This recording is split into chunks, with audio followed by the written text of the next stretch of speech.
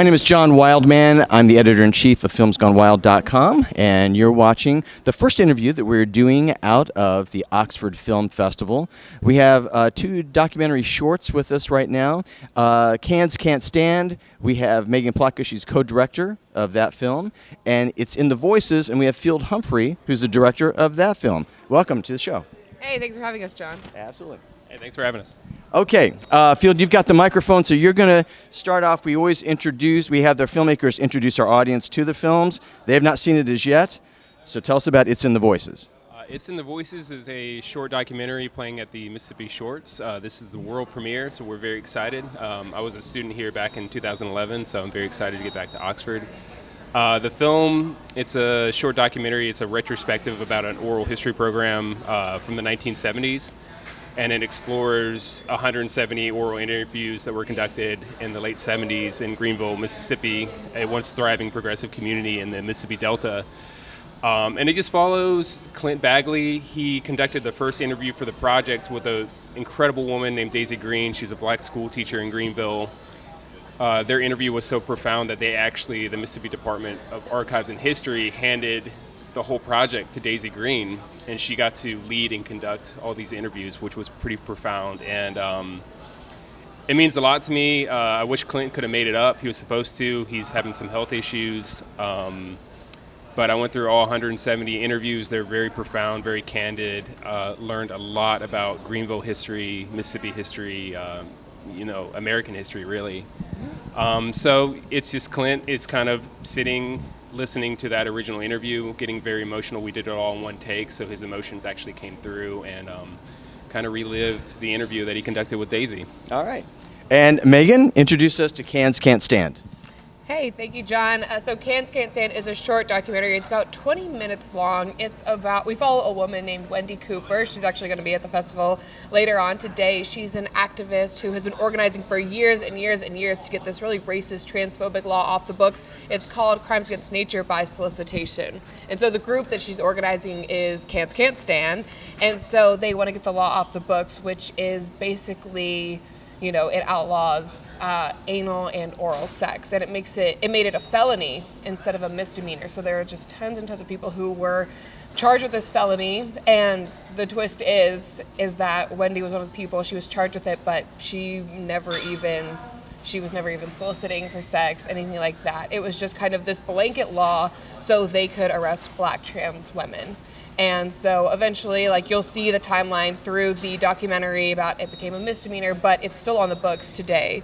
And so there are still people sitting in prison for basically this law that's even unconstitutional today. And so we kind of follow their lives and this continuing story about this law that continues to just hurt trans people in New Orleans. It's the Louisiana law.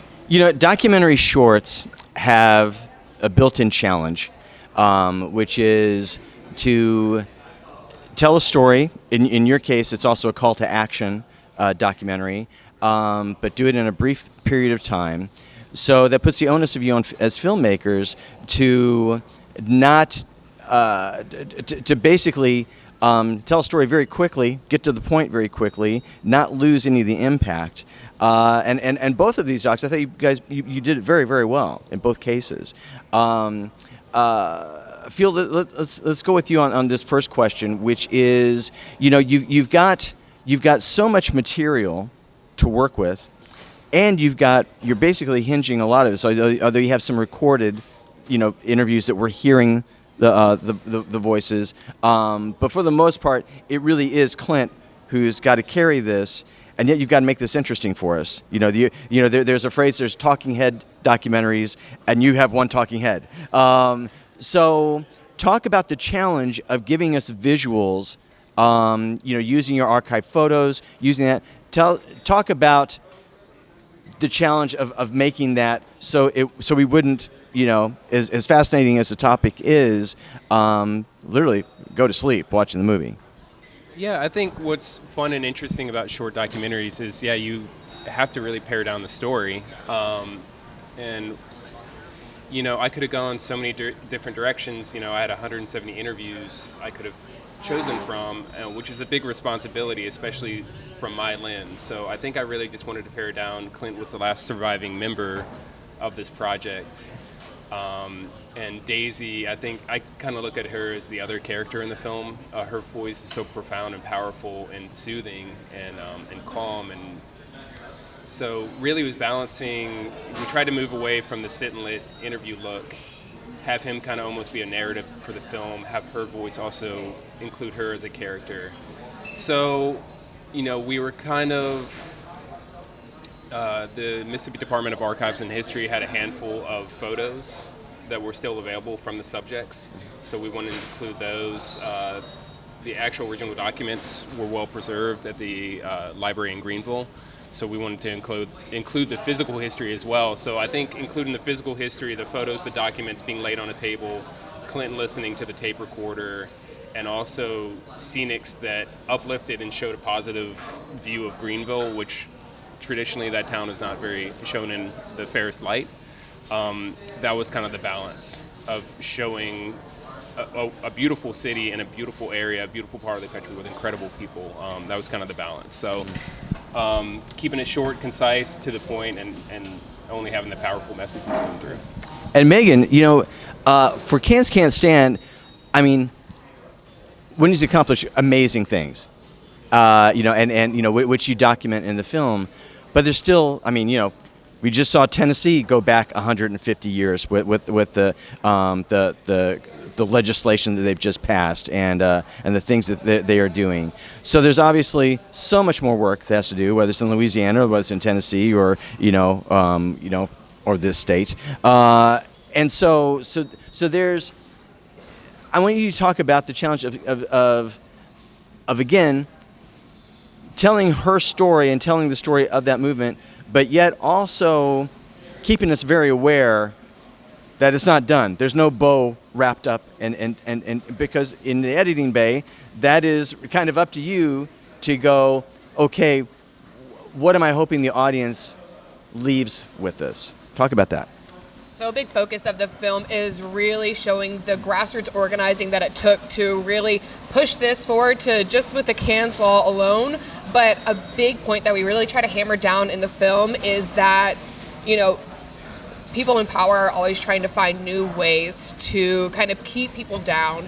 And so even with the cans law, at first it wasn't just hurting black trans women. At first it was hurting queer men, and then black cis women, and then it was always just hurting the other, whoever was the other in that moment. And so a big part of the film is just keeping an eye, like you said, on these laws that keep coming out that hurt the people who are considered the other. And that's always changing, it's always moving. And so it's just keeping your eye on that and kind of just listening to the people who are on the ground and making sure that you are just always learning from them and just always listening to the grassroots organizers of who's next, who is being hurt, and how do we uplift those voices. And also a big part of our ending, like you said in the editing, where you're trying to make an ending to a film, but you're also just really trying to make sure that people are still aware and they know that this is a problem that's still going to keep going and going. And we do, not to give away the ending, but we do end with Wendy Cooper trying to help with this this action to decriminalize sex work in Louisiana, and that it failed in committee in the state legislature. And so these are always just causes that it's and the activists who you see in the film who are just so passionate about their work, they're just kind of we are always working, we're always moving to try and make sure that we're all free. And so sex work, and now drag queens in Tennessee, and who knows where else that's going to go and what other states it's going to be passed in. So it's just kind of keeping it moving and just keeping your ears open. And then the final question I have for both of you is the concept of responsibility as documentarians, because, and again, this is something that you both share in different ways, because, so Field, with your film, this is literally history. So your film is going to be an entry point for so many people that are not aware of this project that was done, not aware of the history of that. And we're at a time when states like Florida are trying to make sure that we don't know history of black people and things of that nature. So therefore, we're really at a heightened point of it. And so as you as a filmmaker, it's okay, dude, it's on you. If you screw this up, then people either turn it off or they don't really get the full picture. So, How much was that weighing on you when you're, putting this together and you're in the editing bay? Oh, it's a huge responsibility. And I'd also like to shine a light that it also included Chinese, Lebanese, Jewish population, European Absolutely. folks were included in this project. Populations that have since left the Mississippi Delta. So it's a huge responsibility, and the way I look at it is hopefully I'm just inspiring people to look at this project. And honestly, this oral history project, there are still barriers to access this project. I had to go through a lot I had to pay to get, there's a financial barrier to even access some of this history. And so hopefully this project shines a light on that, on accessibility of history, which is a huge thing. It's well preserved, not accessible. Yeah. So it is a big responsibility, but all I can really hope is that it inspires people to look at it, learn actual candid history. It's not edited, it's there, it's sitting there, and hopefully I just want to breathe life into the project and show it to others. And Megan, the twist on the question for you is that there's of course the cause, there's the call to action, but we're also talking about an individual, and Wendy is a heroic person, and and when you take on someone's story like that and make them the centerpiece of a film, well, you're kind of caretaking their story, and and how they're being introduced and how they're being presented. So talk about the relationship with her, and and the trust that was developed, and again the responsibility you were feeling on your shoulders. I mean, it was a huge responsibility. We knew that going in.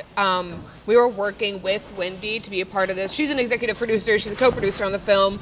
She was really intimately involved with this project from the get-go, and especially because me and my co-director were both white people, and we knew that, we didn't want to mess this up. We wanted to be working with her and her organization to be able to make sure that it was the best film possible. So she was constantly in talks with us. She was a huge part of the editing process because, we were like, we want to do this right, and we want to trust each other. And of course, we've answered this question a few times, and she was like, I don't know if I really did trust you guys at first, but people have come to her wanting to tell this story multiple times, and we were kind of the first people who stayed in touch with her through the process and really just made sure to keep her in touch and made sure that she was a huge part of it. We also worked with her group, Cans Can't Stand, and also Operation Restoration in New Orleans to make sure that everyone was kind of in communication the whole time. Right. Well, again, the films are Cans Can't Stand. We've been talking with Megan Plotka. She's the co-director of that film. And it's in the voices, and Humphrey, the director of that film. Thank you both for talking with us. Thank you so much. Thank you.